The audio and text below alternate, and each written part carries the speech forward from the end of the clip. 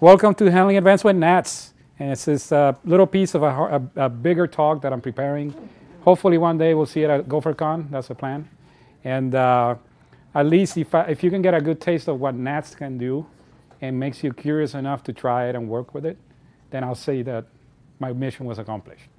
So we're gonna gloss over some architectural things, just briefly, basic stuff, what are microservices, what are event-based messaging, and so forth. And then we're actually going to see some code, but we're going to leave the code for the end. I just want to get your attention of how NATS comes into play in an architecture. So again, a little bit about me. Started programming very early. Let us see and Modula 2 if you know what that is, and welcome. You're part of the Amiga group. So became a quote-unquote API consultant back in 2009. I don't know if there's such a title, I don't know whether, but I just love working with APIs. My intent back then was to build mobile apps, and I was like, I'm going to make millions. I'm going to make mobile apps, and dude, I'm going to get rich. That didn't work out, but I learned a lot about APIs, so that was the good part. And I worked with several languages throughout the years, Go, PHP, Python. I've written APIs in most of them, if not all of them. I used to write them in mod Perl back in the day. Apache mod, C mods, modules, all stuff. And discovered Go in 2012.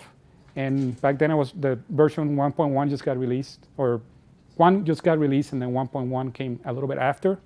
And that's the one I said, okay, at least it's not 1.0, 1.1, maybe they fixed a lot of stuff, so let me try it. And when I said I used it for serious work, it was mainly like an array library. Like everybody wants to write a string array library at the beginning, or a radix tree, or some interesting problem like that nobody cares about except you. So that's what I mean by serious work. But it was great when I discovered Go. It simplified my toolkit quite a bit. Before I spent a lot of time with Python, Django, and Flask. They were my main things. They built a lot of stuff with that. And it took a little bit to kind of let go of it and say, hey, Go is better. But now I see some strengths in Python that Go doesn't have, but then Go has a lot of more powerful tools or different things. So, and finally, I joined Bolste last year as a software architect. And this is a little bit of the same spiel or same description that Leaf was talking about, except he did it more eloquently than I am. It tells you a little bit about platform. Bolste is a cloud-based, all-in-one collaboration tool, and we aim it at baby boomers, people that are not programmers, they're not techies, they're just the lady accountant that works in the bank, and she just wants to get her work done and go home at 5. That's the type of client or customer that we're looking for. And our goal is to be insanely easy to use, but doing things easy is hard, and we're looking for help. So if anybody is interested and care to join us, we're hiring Go developers. So just grab me or anyone in the team and just let us know. All right, so I have a few assumptions here, and we kind of mentioned them a little bit. So I'm assuming that you guys know a programming language, hopefully Go. It's not a really in-depth technical discussion, but I'm assuming that you know at least some programming. And you at least know what a microservice is. You've probably read it in some magazine or website or whatnot. And you're interested in learning a new way to architecture, microservice architecture. So here we go. We're going to gloss over these real fast. We're talking about microservices. First suggested back in 2005, then became popular in 2011 and 12. But the concept goes back to the beginning of Unix. And some people will say that it even goes further back in the 60s. But when you look at services today, they all have 4 core features. They're small and focused. They only do one thing right. And they share nothing. That means that technology stack, data, everything is independent. They're completely autonomous and centralized. So ideally, what affects one microservice shouldn't affect any of the others. And finally, they communicate via network calls. And that's the important distinction. If you ever get into a discussion with someone, yeah, but Unix processes are actually microservices, and you'll hear it because people will bring it up. yeah, if I can pipe things, that means it's a microservice. No. If you have to use a network code, that's a microservice. The other one's just a service process in an OS. So that's the main part that makes a microservice a microservice. Again, the good parts, most of you know this. These are the main good parts of what everybody preached that are the best things of a microservice. Technology independent, they're scalable and durable, easier deployment and replacement, and they're composable and divisible. We all know that the spiel on this. I don't think I have to go into detail. You read it. You know how it is. I'm just going to go to the bad parts, which is really what people want to know. What are the bad parts of microservices? Well, just how you have technology independence, you actually have technology impedance. And what that means is that since the microservices allow you the freedom to create individual services in any language or any stack that you want, if the guy that built a microservice leaves the company, somebody else has to pick up that language or technology and keep working on it. And that creates a small barrier, technology barrier, because maybe not everybody in the team knows Java, not everybody knows your team knows Haskell, or and so forth. So that's the first problem. Next problem is that since they're distributed, they're really hard to test. Distributed software is a pain to test. It's very, very hard.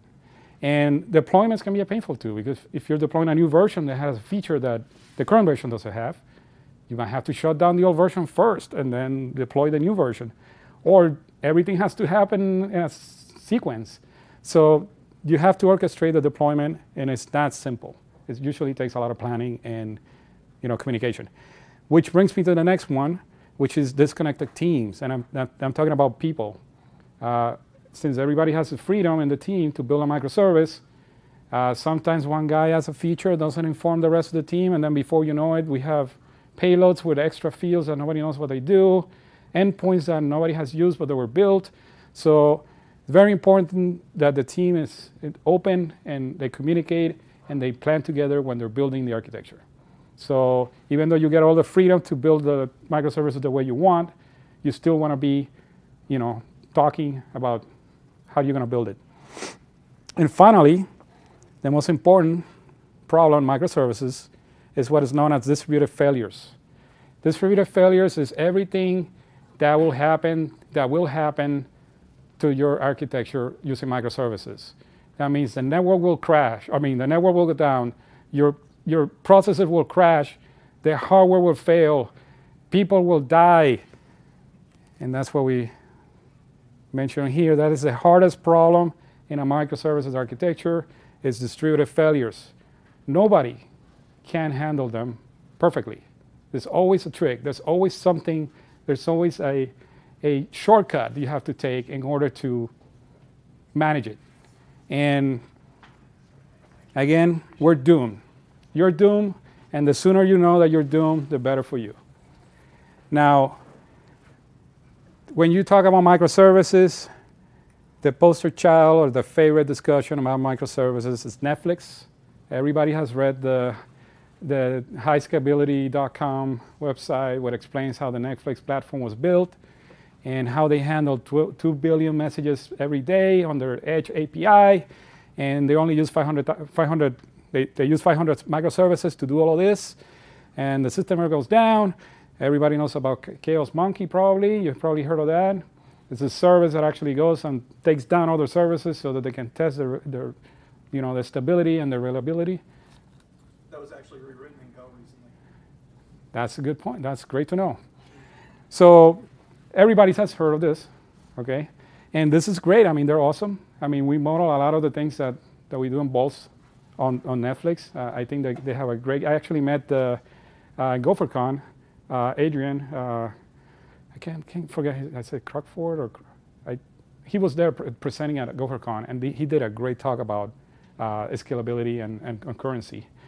And yeah, he was the main designer of microservices in Netflix. Real small guy. So Netflix, again, always the forefront. They're doing a lot of great stuff. But I want you to consider a new type of architecture. We call it a B-oriented architecture. There's an architecture that dwarfs Netflix. It dwarfs Google, all of them. And there's a beehive. Think about it. Bees as microservices. A single beehive can have up to 60,000 bees. Sometimes even more, depending on the type of bee or the race or class or whatnot. Each bee has only one role. They only do one thing, they do it and they die. That's it. That's you can get, if you're a bee and you're born as a worker bee, you're going to be a worker bee the rest of your life and you're going to die and boom, that's it. And they have a single role, they can be replaced, they're independent, and they stick around for a limited time. So they have a lifetime, just like a microservice. Also, how do they orchestrate a beehive? How do you manage 60,000 bees? You can't orchestrate 60,000 bees. It doesn't happen. What they do is that they communicate with each other independently using three types of communication message patterns rather. Odors, gestures, which is what they call the bee waggle, I think. It's like they dance or something. And finally, bodily fluids, like any type of bodily fluids. They just use that for communication. So I'm going to argue, I'm going to challenge you that bees are event-driven. Why? Because they communicate through message passing. They pass each other messages in three different ways. They use three different patterns to pass messages to each other. And I'm going to argue that they're successful because bees are still around. If this didn't work, there wouldn't be bees in the world. Now, go a little bit into event-driven architecture from a software perspective. So an event-driven architecture is an architecture that it reacts on events or messages that it receives from outputs from other members of the architecture. And the most important part of an event-driven architecture is the creation of events and the consumption events. So every member of the architecture has to be able to produce an event if needed, and someone in the architecture, another processor, is going to consume it or detect it or do something with it. And that's the primary goal of an event-driven architecture. Ideally, you want that to be asynchronous because you want it as fast as you can and be used as fast as you can, because locking and context breaks this. You cannot have any waits. You cannot have any mutexes or any type of context that will throw you off and wait on you, because then the load just keeps stacking and the whole thing will crumble. So by design, event-driven architectures have to be asynchronous. Someone might argue that HTTP is an asynchronous system, and no. HTTP is synchronous by default. You can have some asynchronous calls, but by design, it's synchronous. So you cannot use HTTP for asynchronous calls. You can try, but you're going to fail. You need to have a different type of architecture. And additionally, failure is welcome in an event-driven architecture because it's a type of message. Something failed. That's a message. You react to that. So we tolerate failure and we handle it. We don't hide it or create exceptions and crash things. We actually take it in and say, oh, okay, something failed. Okay, so I'm going to do something different. So very different to probably a lot of the types of architectures that are used commonly for microservices. And this has a root in domain-driven design, which is something that is being rediscovered from back in the 60s. Now it's becoming more important with microservices. And I'm not going to go a lot of detail to that, but keep this in mind, that this is when you're working with microservices and architectures at scale, event-driven architectures are probably the best. Okay, so we said that bees are microservices, just looking at how they behave and how they act and how they work. So maybe you can say that a microservice is a bee, right? If we want to be as resilient and durable as bees, then what do we need to do to make other microservices that way, work like bees? So maybe we should adapt an event-driven architecture, and we need to communicate with each other quickly. No locking, no nothing, just quick. And single responsibility principle, I'm sure you guys know what that is. You only do one thing, you do it right. You don't have to be doing multiple things, it doesn't work. And be loosely coupled. When you mean loosely coupled in the terms of event-driven architecture, means that there'll be consumers and there'll be producers of messages and events. The producer doesn't care, everybody gets the event but it's still going to produce it. And the consumer is just going to be waiting for the events that it cares about. That way, if the producer doesn't generate an event, fine. Nobody gets it. Nothing gets done. State doesn't change. It stays the same. So again, these are some of the things that we need to implement in our microservice so that our microservices are resilient as bees. And how can we get here? Welcome to NATS, finally. So what is NATS? So NATS is open source. It's written in Go. And calling it a message broker or a message bus is more like an insult because it's not. It's more like a nervous system. You know, think about like the neurons and your connections in your body. You know, when you pinch yourself and you feel it, that's the best analogy for NATS. It's always on. It's very fast, like your nervous system. It's extremely lightweight, so it means that you can send information quickly and to a lot of a lot of receptors in your body, just like what you will do with a microservice.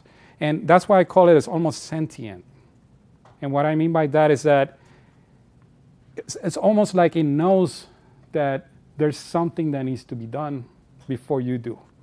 Because the way it handles messages, it won't waste cycles. It will send messages only when needed or when someone is waiting for them. It's not going to stick them in a queue. It's not going to do, it's not going to say, hey, I'm going to check that it got delivered. No. If there's a consumer and there's a producer and that consumer is waiting for a specific type of message, it will get delivered. You don't need a response. You don't need to check. If I can tell you that it will guarantee delivery, if someone is waiting for that, that's almost sentient. It's like it knows. So that's my my little argument about NATS, whether or not it knows. It's intelligent. And again, that's delivery is guaranteed. There's an option to have a streaming NATS if you really care about delivery of messages, but it's really optional. I mean, we've been using NATS for over a year, and we still don't use the streaming NATS. But it's great. It's great that they're adding features to it. And some use cases, at least from the point of a microservice, service discovery and identity. Everybody that work with microservices know that that's actually a talk on its own. How do you find microservices if they're in your ELB or auto-scaling group in Amazon? Do you update DNS? How do you find all the microservices when they go online? And how do they tell you, oh, this is my IP? That on itself, I mean, there are many systems that try to handle it. It's a talk on itself. Also, NATS is used for high volume messaging. Some people claim that it can handle up to 8 million messages per second. We haven't gotten that far yet, but I'm hoping we do because that means business good. Again, it's fault tolerant and scalable. It allows for a distributed setup. It's not that extensive. How many clusters you can build with NATS, it's kind of limited. I know they're kind of working on it. But fault tolerance is built into NATS, so you don't have to do anything except run it. And there's many more use cases. I just mentioned the ones that I care about for microservices. And that will help us work like bees. Because now our microservices can discover themselves, identify themselves, they can communicate fast, and when they fail, we'll know about them, we'll be able to handle that. So now our microservices are looking more like bees, and I like that. Now, NATS offers different types of messaging. Again, it's not a message broker. If you're expecting RabbitMQ, I'm sorry, you're going to be disappointed. Because their aim is to be as simple and nimble and fast as possible. It's not to have a feature and a topology and whatnot. In fact, topology is the anti-pattern of NATS. You actually want to have as smaller clusters as you can. It's just to keep everything fast and predictable. But it offers pub/sub and request reply by default. And both of them in synchronous and asynchronous flavors. So if you really care about doing things synchronously, then you have that option. But by default, everything's asynchronous, and everything revolves around PubSub. PubSub is the default core messaging format or pattern, and request reply is just another type of messaging using PubSub differently, but it all revolves around PubSub. And we're going to do a little bit of detail on that so you guys can see what it can do. So here's a NATS PubSub, and it provides a one-to-many distribution of messages, and the one-to-many, it might be a group, it might be just a number of different clients. There are different ways where you can say many. So right here we have 3 subscribers, but these subscribers themselves could be another group of clients. So you have the ability of really distributing your messages through your architecture, and it guarantees that at least if one subscriber is listening, it will receive that message. And again, the last point there, the at least one delivery, that's the streaming NATS, which is more like a different version, or actually it's a module that you add to class of NATS. But the first 2 is what you get out of the package. And what does that look like in code? That's it. PubSub, complete. Literally 2 lines of code. Sorry, I'm going to make that just a little bit larger. You can't see it? I don't know if I can. Just zoom in. Yeah, just one. There we go. Better? Yeah. All right. So, huh? F11.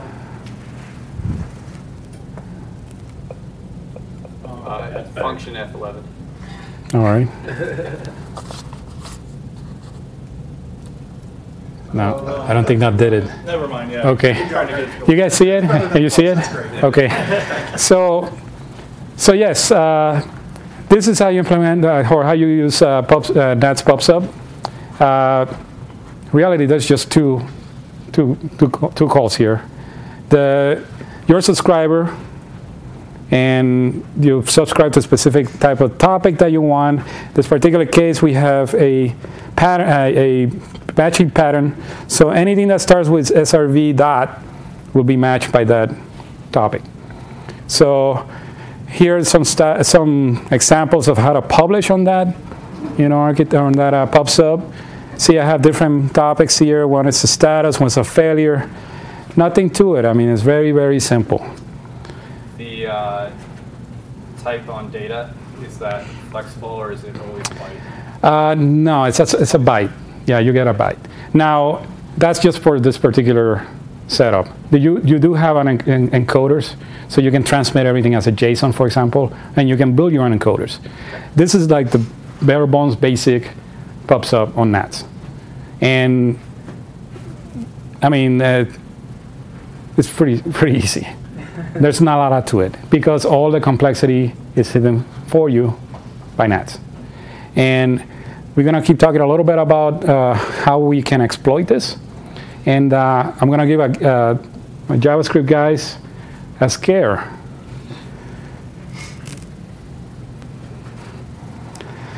So in React.js, I don't know if you guys used React.js, Redux is a very popular way to maintain your state, your app. And it works great. I mean, these guys love it, right? Yeah? I think it's good. It's based on the Flux pattern created by Facebook. And, it's a really structured and an easy way to handle, events in your JavaScript React application. So, well, guess what? NATS helps you create a Redux in Go. Because since messages in Go are guaranteed, messages in NATS are guaranteed to be delivered with at least one subscriber, so you can create a state machine using NATS messaging.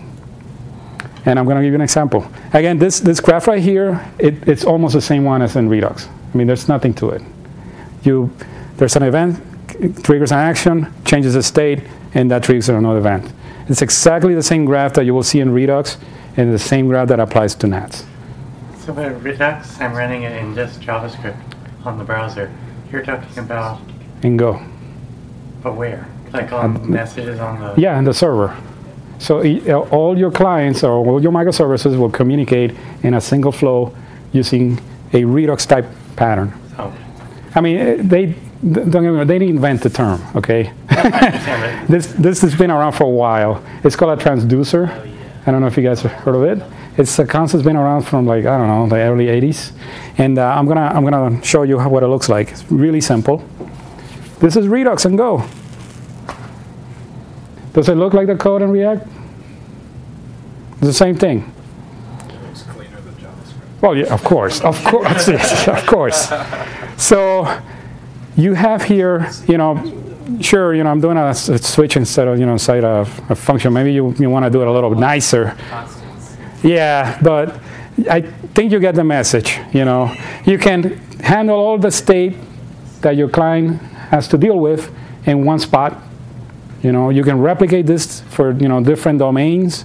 Like for example, we have 5 domains. We have like the payment domain, where all the users and accounts and Stripe and all of that stuff is navigating.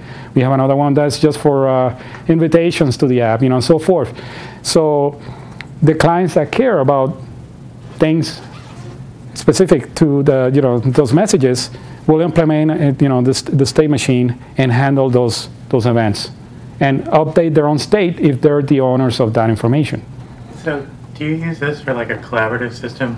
One person makes a change, but other people are viewing Yes. it. This is really good for yes. keeping every viewer in sync.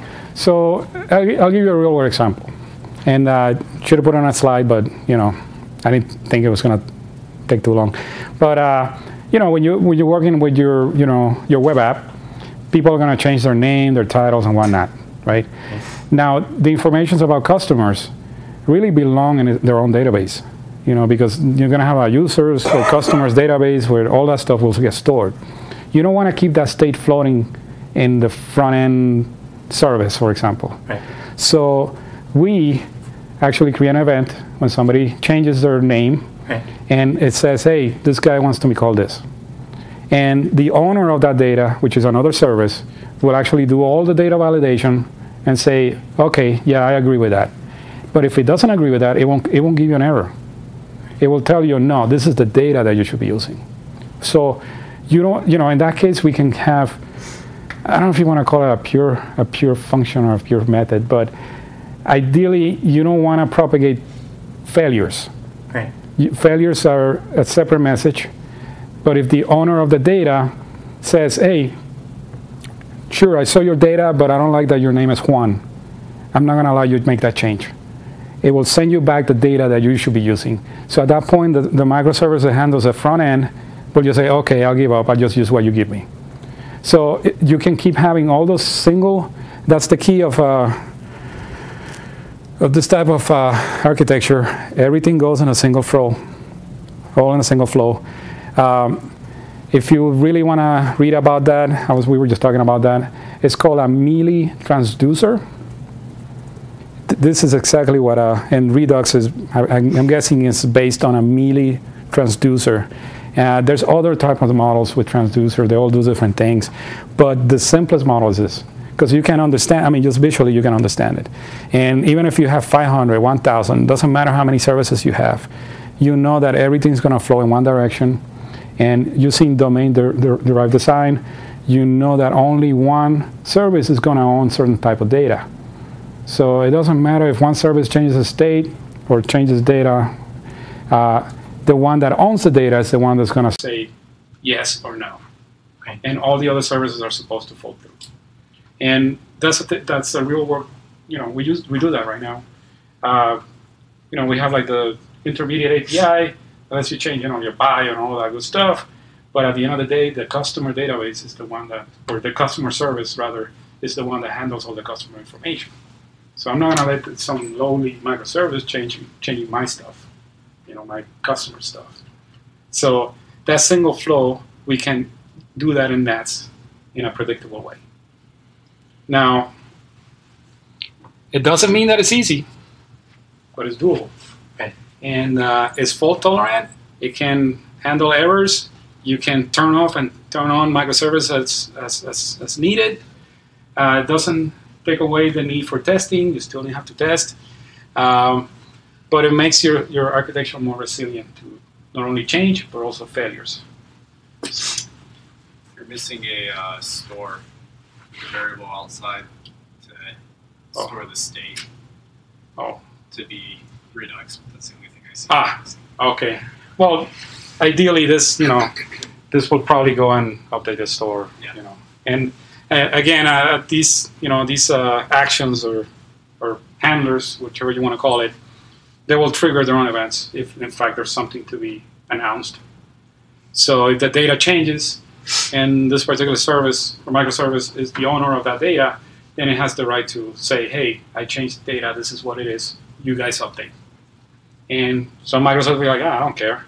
But other ones will update their database and synchronize with them. Now, this is a very simplistic example, but you can really go in depth in this. And we do something just almost like this right now in production. It's been working really great. So, I don't know, check it out. Finally, the other type of messaging in NATS, request reply, and this is more like an RPC type messaging. If you wanted just to check somebody's age or billing or whatever, this would be the type of pattern that you use. And again, this is just a wrap around PubSub. It's meant to be super fast. If you have 1,000 microservices doing the same RPC call, only the fastest one is going to be the one that gets delivered. So it guarantees that you get the quickest response and it's delivered to whoever's listening or asking for it. Nothing to it. I mean, it's almost like PubSub, except we have a feedback, which is the response back to the caller. But if you erase this, you can see it's basically PubSub, and that's how it's implemented in NATS too. Can you limit the number of recipients? The number of recipients? You mean? 1,000 listeners, and they all want to give you the name you're looking for. Yes, that's up to you.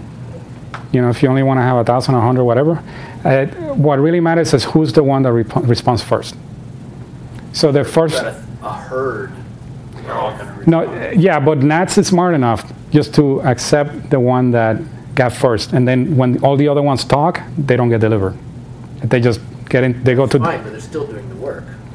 Yeah, but it's again, that's the beauty of NATS. It's so lightweight that you don't even have to worry about that. Well, NATS is lightweight, but how do you know the workers right. are lightweight? When you're doing some sort of a... Yeah, I'll show you in the next slide. So this is how you do request reply, right? So first we have our RPC call handler. This is what whoever is doing the RPC call is going to implement. This is the actual RPC request. This thing is going to fail if somebody already responded. You're not going to get anything.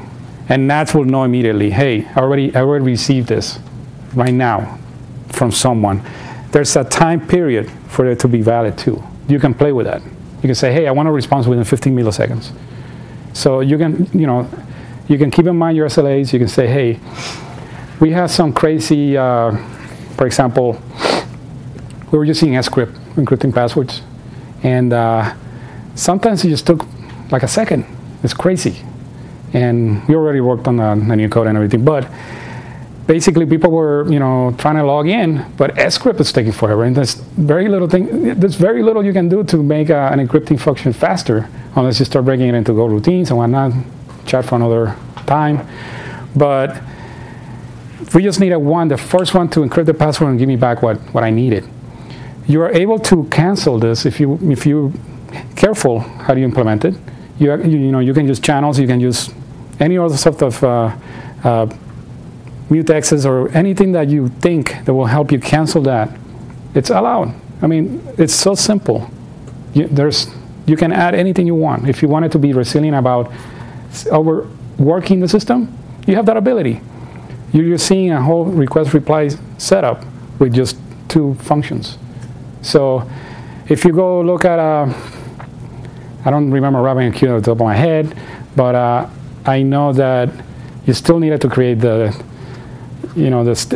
what do they call that?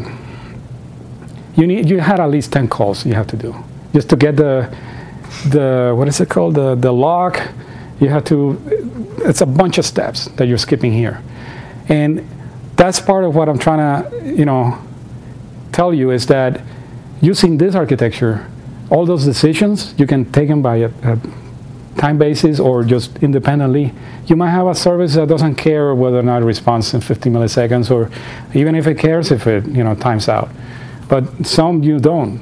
Something like a credit card transaction, you probably want to wait a little longer, and you might have to handle failures with queues or other devices.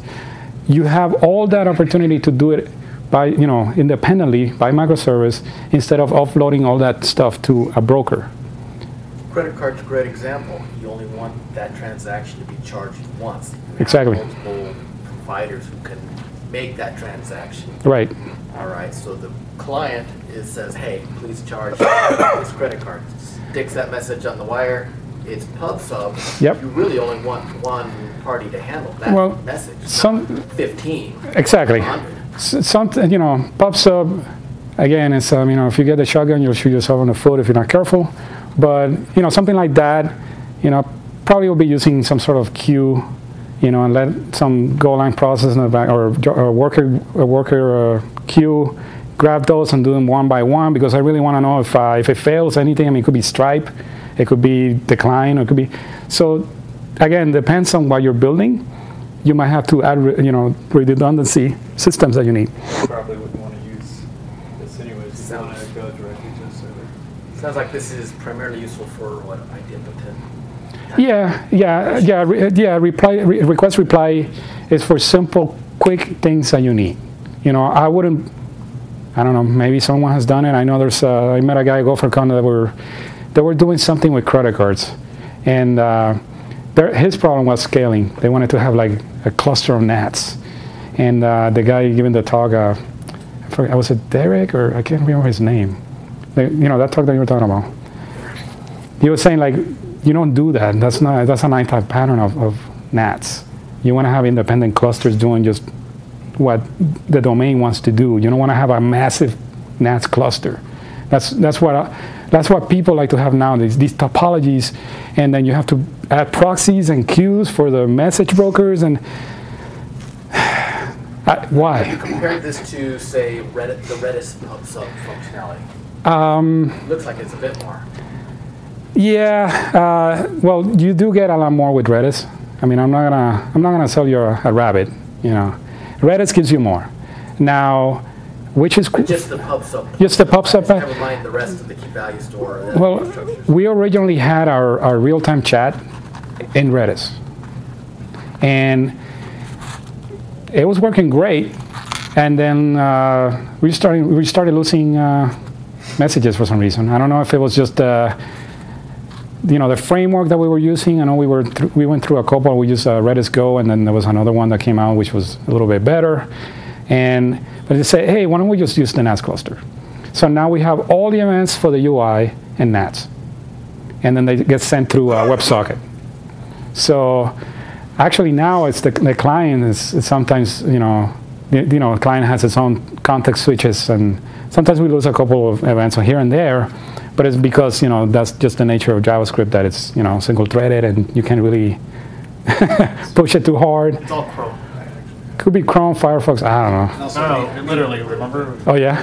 Google Chrome was messing up our website. So maintaining Redis at scale, though, so Redis consistency at scale. But to answer your question, I have not compared them. I haven't put them on a Western shootout and say which one is faster.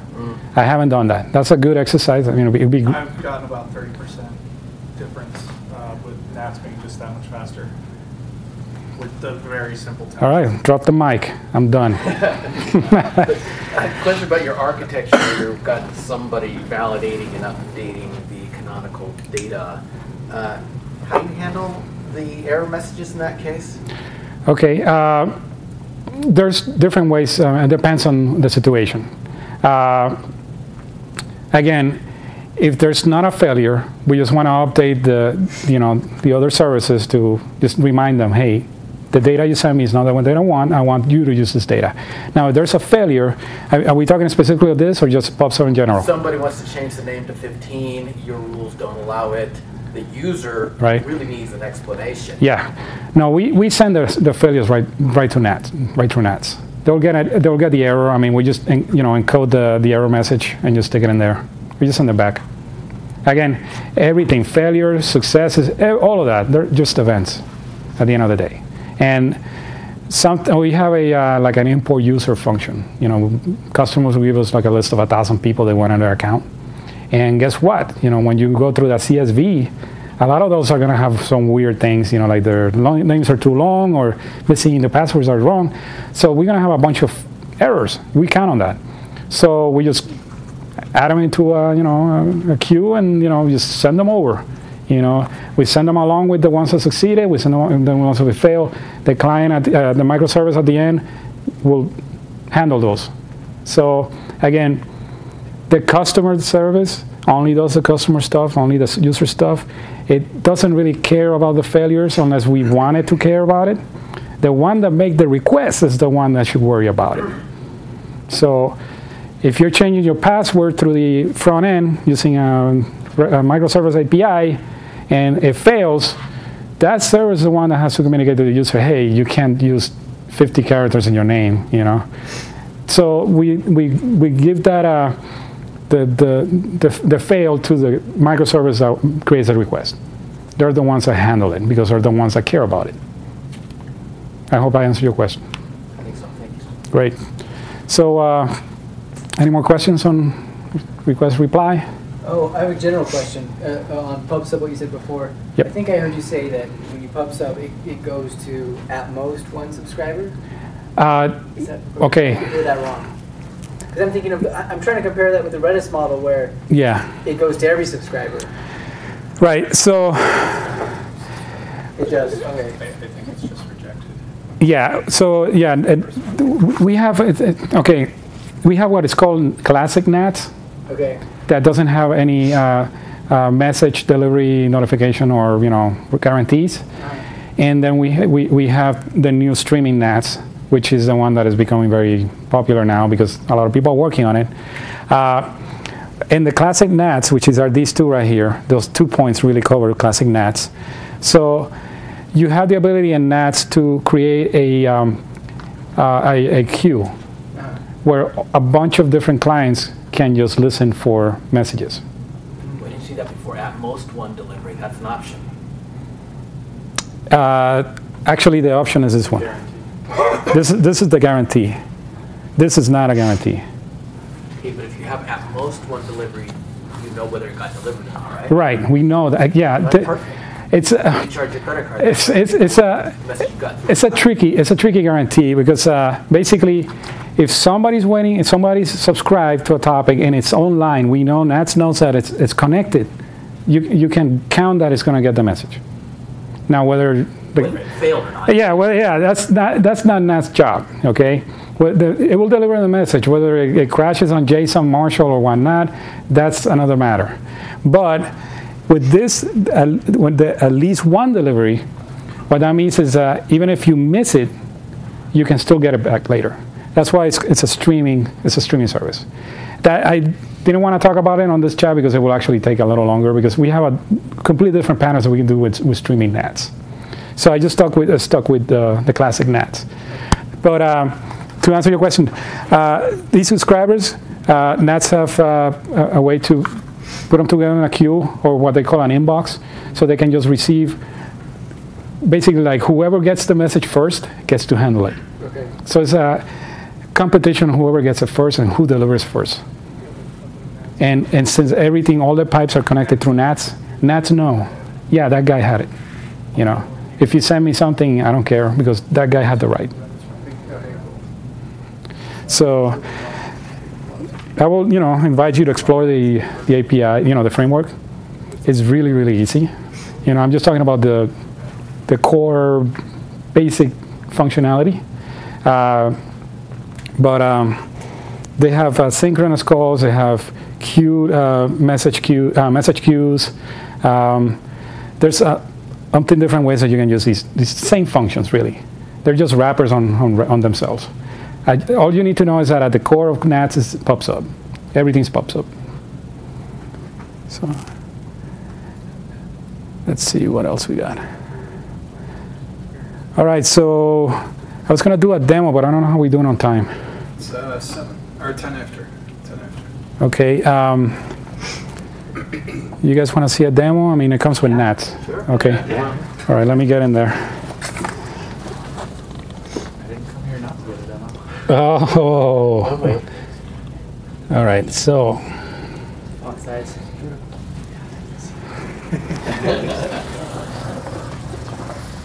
Let me make sure there's no company secrets in here. Whoops. All the secrets. Yeah. Just a file called Bolste companies. Cap table, salaries, social security numbers. So I think.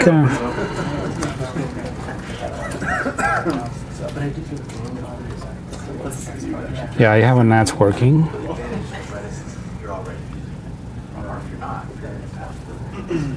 Okay. So I got the server working here.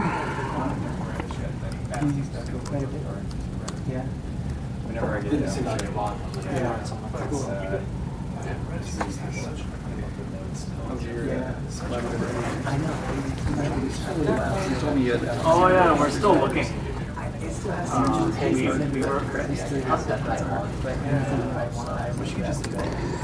So the NATS binary is very, very simple. Doesn't really need anything to run. So I already have one here running on my system. I don't know. I hope you guys can see it. If not, let me know. Can I get bigger here? Come on, it's not doing it right. You don't make your whole window bigger though. Your window is already Can you do occupying the screen. Apple Shift Plus? Yeah. Apple Shift Plus. Yeah. So work where you have to downsize your window. There it is. Better? Oh yeah, I can see better. Yeah. Come through this way. Go over, see the left side. Yeah. Whoops. 1 second.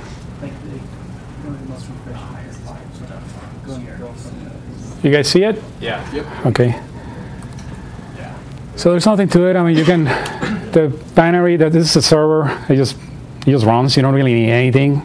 But if you're debugging, you want to see what's going on. They have some options here. They have debug and then verbose. So at this point, we can see all the clients that are connecting. We're not doing any clustering here. Oh, whoops, sorry about that. So it's just one server. So what type of clustering does NATS do? I'm sorry? What type of clustering does it have? Does it have like what, do you know what protocols it uses for like leader election and stuff like that? I don't know the specifics of that. But honestly, you can just glance through the code and see it. I mean, the code. Somewhat like something like Elasticsearch, where you can just like set up a cluster. No, just, like, no, it's not that massive. No. I mean, you can build some heavy-duty clusters with Elasticsearch. NATS, it's more similar to Redis, maybe. I haven't seen a NATS cluster bigger than 3. I don't even think it's possible. 3 nodes. Yeah, 3 nodes. Believe me, it's a lot. There are a couple mesh-based systems that are using NATS as their foundation. Yeah. And they're doing it for mesh deployments, basically. Is there any benefit of that over NSQ with their architectural models? I don't know NATS enough, that's why I came here tonight.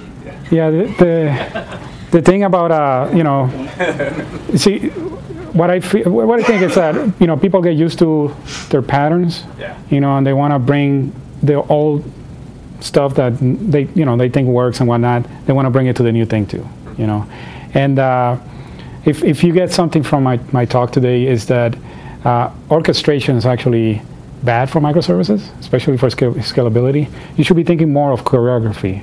You choreograph your services. And orchestration is an old concept. It worked, it helped us. I call that, architecture 2.0 probably. But now, as companies are exploiting, that's architecture, we're finding out that orchestration is not good enough. It only gets you so far.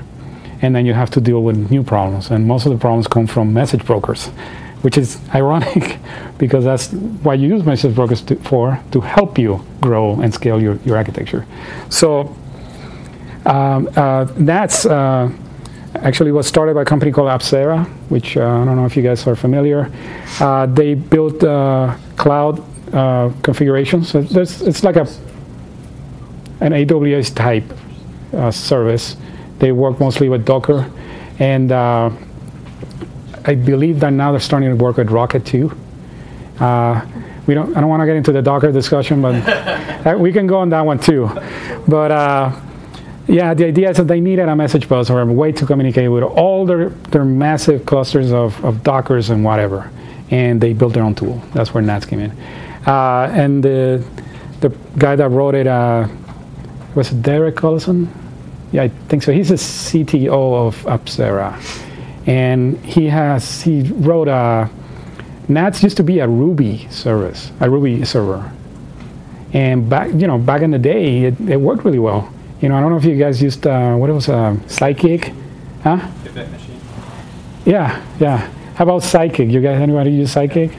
So it was like an open source Sidekick. Well, no, Sidekick's not open source; it's free, right? But then there's, huh? It's open source. There's the Sidekick. Yeah. There's both versions.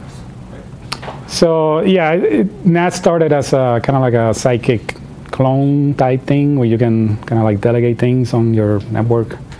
And yeah, the guy said, let's just rewrite it and go and see how it goes. And it went from 100,000 or so messages per second to millions, and wow. So anyway, I just deployed a server here. I had a little demo app here, very, very, very dumb. Oh God, I changed my screen again. What's up with that? All right. So there we go. So we have a little, this is like a little client that actually subscribes to its own topics. There's nothing really that interesting. But obviously you see you can just break it up in however you need it. And all I'm going to do is compile it. Never mind about this part here. It's just a hack to keep it running. This probably somebody's going to ask me, what are you doing there?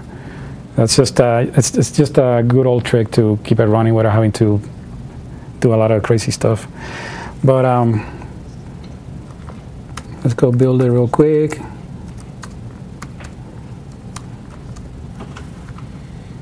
All right. So this guy just say, hey, I'm online.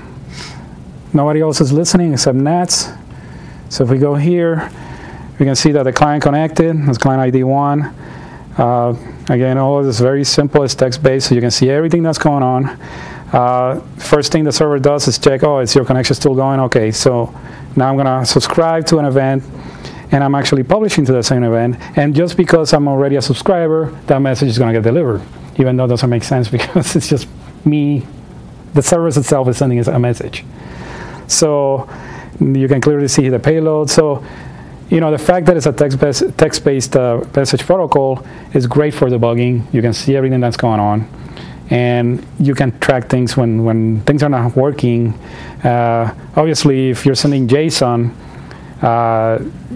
people that work with JSON on Go, they know that sometimes you just have to put log statements everywhere because it's just fun debugging JSON on Go. But here you can take a look quickly and see, okay, so I just messed up the JSON or whatnot. So I'm going to go and run another process of the same thing. And now this guy is going to connect and say that it's online, and hopefully the other guy is going to say, okay, because since they're both subscribed to the same topic, where'd it go? Oops. Okay. So this first event was itself. This is the one that I received from the other client that connected. And if we go into the server logs, we can actually inspect that. So here we have client 2 connecting, and we went through all the check. And at this point, client 2 published a message, and we can see that NATS delivered, and there we go. This is a very dumb, simple example, but I hope you can appreciate that this is just a tip of the iceberg, and you can build very, very complex architectures with this that are very, very resilient and easy to use. Easy being the key factor here. NATS is easy to use. You know, anybody just reads the framework, it takes you like 10 minutes. You don't have to install a new service or a new piece of software like Redis. No, it already comes with a Docker image. You know, there are deployments already on. You know, if you go to Hub, they're ready to go. You can deploy it. It says the Docker image is 6 megabytes. That's huge. That's huge. No, I'm joking. That's awesome. Not big. I think Redis is significant. So, anything else? Any other questions you guys might have? I mean, I know it's a very basic explanation. I just didn't want to, you know, really go into anything else that will deter from what I was trying to say. That event-driven with NATS, very possible, very practical, and it works. So for your product, so right now, I'm guessing you just have like one set of NATS boxes, or not? Yes. Or do you use multiple? Are you planning on using like multiple sets for like customers? In our architecture, the guarantee that we need to have is that NATS is always up, because you know, it's like the nervous system of our microservices. So we have that on an ELB cluster. So there's at least there's 3 instances, and since like I said, NATS can handle a lot of punishment, we don't really need to have, you know, like load balance and whatever. We're fine just having one that's always working. One set, it's going to scale with you guys for the foreseeable future. Exactly. And you know, once we get to the point that, hey, one NATS instance is not enough, man, we're doing really well. Because like I said, it can handle millions of messages per second, and if you're doing things right and not sending big payloads, because that's really what kills, you know, these setups. NATS can handle, I believe, 65K payloads, but if you're sending 65K payloads, then you're doing something wrong, you know, in my opinion. At least through the system. You know, I know that's allowed in many other systems, and to a degree, but. So, any other questions? Could you see this as a drop-in replacement for other event management systems, like Kafka, Fronted, Storm, or just Storm in general, or any of the others? The only thing that I can be is you know, a replacement is Redis. Just drop in. When you're using NATS, you have to think about the architecture as a whole. You know, it's not like, oh, okay, we can get rid of NATS of Kafka, or you know, and boom, drop. NATS doesn't retain anything. Classic NATS doesn't retain anything. There's a streaming NATS that does, but. So can the streaming NATS behave then like Kafka? It just gives you message delivery guarantee. If you misuse it, then yes. Yeah, the streaming NATS, the main thing that adds is guarantee of message delivery, even if the clients aren't, you know, available at that, you know. Because like people use Kafka when they have like, let's say they have like a ton of analytics data that's coming in, and then like they may have a hiccup in their data pipeline or something like that, and they can just like rewind. And so right now we have every single event in the system going through NATS and then pushed into a microservice that adds it to Logstash. So, I mean, sure. I don't know how, I mean, the analytics guy's not here, but he just has, I mean, data to... It's like something, the thing that was putting it in Logstash, let's say there was a problem with the thing that was putting it in Logstash and was missing a piece of data. Like that's where people would use something like Kafka to be able to like go back and replay the data that maybe was sure. But that's not what NATS is for, apparently. So well, it could. I mean, it could. I mean, you can have just a microservice that all it does is you know, records the stream. You know, like some sort of audit stream. You know, and that's a very popular pattern. You know, people do a lot of streaming of you know, everything. They want to go back in time and, you know, to the beginning. So yeah, you know. You could build a solution like that. Yeah. With it. Yeah. There was actually somebody we like interviewed with, right? And they had built like so they could replay data That way they Exactly. can run it through testing. So what they would do is have an audit log of data stream that everything was. It would just subscribe to like all the events. Yeah, and the so whole thing then they down. can go back and replay it or go back in time. Exactly. Yeah. So yeah, you can build. This fits perfectly with that. You could do it if you wanted. It's not like out of the box. No, it's not. It's not turnkey. It's not Kafka. It's not RabbitMQ. It's not all of that. But it can be anything you want it to be. That's a good part. In my opinion, that's more powerful than actually just depending on a tool that might not do everything you want or might not do it the way that you expect it. Yeah. I mean, it's a pub sub message bus. That's what it is. Exactly. It's a really fast pub sub message bus. Yes. Yeah. Anyway. You have a cluster of those. What does that get you? Does it get you failure tolerance for failure? Like when it goes down, do the clients all keep working, or does it give you increased capacity, or what? Well, you can do like he was mentioning, mesh architectures. I haven't done any of that yet. I haven't had the need, But if you're looking for failure tolerance that you don't not a microsecond missing, then it is possible if you have a 2-node. You will probably have like an ELB cluster of 2 nodes. So you'll have a cluster of 2 nodes, another cluster of 2 nodes that will guarantee that NATS never goes down. So you can add more failure tolerance to the setup. You have a 0-day for the operating system, so you want to bounce from one machine and then bounce the other machine, so you can patch them. Can you handle that scenario, or? I don't know. That's now we're getting into the OS type. Now the argument for core OS starts becoming even better at this point. So, yeah, system failures like from upgrades and whatnot. That's something that we gotta plan for those and treat them separately. But if you're using Amazon, for example, you can just copy the AMI and leave that working while you work on whatever upgrades you're doing. I mean, there's different strategies